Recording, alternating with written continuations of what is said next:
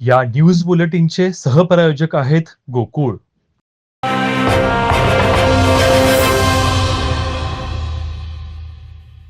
कोल्हापूर शहराच्या हद्दवाढीच्या विरोधात सोमवारी 24 गावे बंद ठेवण्यात आली. या संदर्भातील घोषणा सर्वपक्षीय कोल्हापूर शहर हद्दवाढ विरोधी कृती समितीतर्फे रविवारी जिल्हाधिकारी कार्यालयासमोर झालेल्या धरणे आंदोलनावेळी करण्यात आली. त्यानुसार सोमवारी शिरोली, नागाव, वडिवडे, गांधीनगर, मुळशिंगी, सरनोबतवाडी, गोकुशिरगाव, पाचगाव, मोरेवाडी, उजळावाडी, नवे बालिंगे, कळंबे तर्फ ठाणे, उजगाव, वाडीपीर, आंबेवाडी, वडणगे, शिये, शिंगणापूर, नागदेववाडी, कंदलगाव, शिरोली एमआयडीसी आणि गोकुशिरगाव एमआयडीसी या गावात पूर्ण दिवस बंद पाळून ग्रामस्थांनी पाठिंबा दिला. कोल्हापूर हद्दवाढीसाठी गेल्या 32 वर्षात शेकडो आंदोलने झाली, प्रशासनाला शेकडो निवेदनं दिली, असंख्य शिष्टमंडळे विविध सरकारातील मुख्यमंत्र्यांना भेटीला परिपूर्ण असे 5 प्रस्ताव पाठविले. उच्च न्यायालयानं 6 महिन्यात निर्णय होण्याचे आदेश दिले. महापालिका प्रशासनानं 3 वेळा वस्तुस्थितीदर्शक अहवाल पाठवले, तरीही कोल्हापूर शहराच्या हद्दवाढीचा कुंता सुटलेला नाही.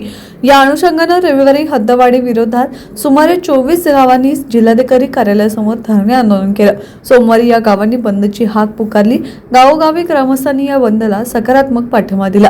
ग्रामस्थांनी आपला व्यवसाय बंद ठेवून या हद्दवाढीच्या विरोधात निषेध व्यक्त केला. गेले 6 महिने हद्दवाढ होणार नाही होणार अशा चर्चा सुरू आहेत, पेपर बंद येते. पण ज्या वेळेला एक मुठभर लोक हद्दवाढ व्हायला पाहिजे म्हणून तिथं आंदोलन करत असतात, पेपरला देतात, आणखी निवेदन देणे वगैरे त्यांचे प्रकार चालू आहे. पण हद्दवाढ का व्हायला पाहिजे या कृती समितीला ते माहीतच नाही. हद्दवाढ का व्हायला पाहिजे हे जर माहीत असतं तर त्याने हद्दवाढ मागितली नसती. आता हे कोल्हापूर शहराचे जवळजवळ 30-35 वर्षापासूनचे प्रलंबित प्रश्न आहे की पंचगंगा प्रदूषण असेल, महालक्ष्मी तीर्थक्षेत्र आराखडा असेल, शाहू असेल किंवा गावातले रस्ते असतील, गटर्स असतील, पाण्याची समस्या तर कायमची आहे, कचऱ्याची तर त्यांच्या 5वीलाच पुजलेले आहे. म्हणजे असे एवढे मोठे प्रश्न पारंपरिक असताना त्यांना हद्दवाढ पाहिजे कशाला? तर सगळ्यात महत्त्वाचा विषय आहे की 2017 साठी हद्दवाढीचा हा एक मोठा विषय झाला. मोर्चे निघाले, आंदोलन झाले, निवेदन दिले. पण त्यावेळेला शासनाने निर्णय घेतला, तत्कालीन पालकमंत्र्यांच्या नेतृत्वाखाली एक 42 गावचं प्राधिकरण करायचं आणि शहराचा विकास शासनाने निधी आणून शहराचा विकास करायचा आणि 42 गावचा विकास हा वेगळा करायचा. मग अशा पद्धतीचा ज्यावेळी निर्णय झाला त्यावेळेला जे काही प्राधिकरण आहे त्या प्राधिकरणाला शासनाने निधी दिला नाही. पण आता आमचं एकच मत आहे, त्यांचं मत आहे की बाबा एक 20 गावं घ्यायची आणि 2 एमआयडीसी घ्यायच्या. पण त्याच्या अगोदर की कोल्हापूर शहराचा विकास तुम्ही करा आणि ग्रामीण भागाचा विकास करत असताना प्राधिकरण जे आहे ते सक्षम करा. किमान 1000 कोटी देऊन प्राधिकरणाची 42 गावं सक्षम करा. त्याच्यानंतर काय असेल ते विचार करूया. अशा पद्धतीचा निर्णय व्हावा अशी आमचे मुख्यमंत्री, उपमुख्यमंत्री आणि पालकमंत्री आणि स्थानिक आमदार यांना आमची विनंती आहे.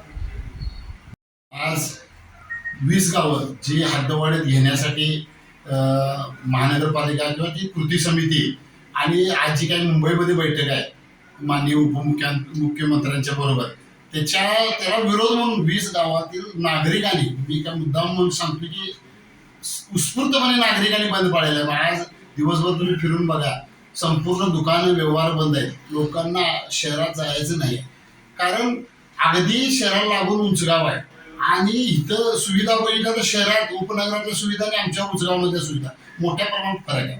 आणि मीडियाच्या माध्यमातून तुम्ही तर रोज ह्या रस्त्याची खड्डे दाखवा, त्या रस्त्याची खड्डे दाखवा, रोज तुमचं चालू आहे. परत एखादा रस्ता इकडून करतात आणि वरून उकरत येतात का केबल टाकायचं, म्हणजे ते रस्ता केलेलं मुजवायसाठी त्यांचं ते अपराधपरीसाठी बोंबाबोंब चालू असतात. पण आम्हाला त्याच्याशी काही देणे नाही. आम्हाला प्राधिकरण सक्षम करा. प्राधिकरणाच्या माध्यमातून आमच्या 20 गाव असेल, 42 गावाचा विकास होते. विकास झाल्यानंतर लोकांनी म्हटलं पाहिजे ग्रामीणच्या नाही आता आपण शहरात जायला पाहिजे असं. आणि शहरात तुम्ही काहीतरी असं शाश्वत विकास करा जेणेकरून बघितलं समाधान वाटलं पाहिजे. तुमची KMT हालत्या काय, म्हणजे सगळी वाईट परिस्थिती आहे. त्यामुळे आम्ही ह्या ग्रामीण भागातच राहणार आहे, आम्हाला शहरात जायचं नाही आहे. त्याच्यासाठी आज 20 गावच्या नागरिकांनी उत्स्फूर्तपणे बंद पाळलेला आहे.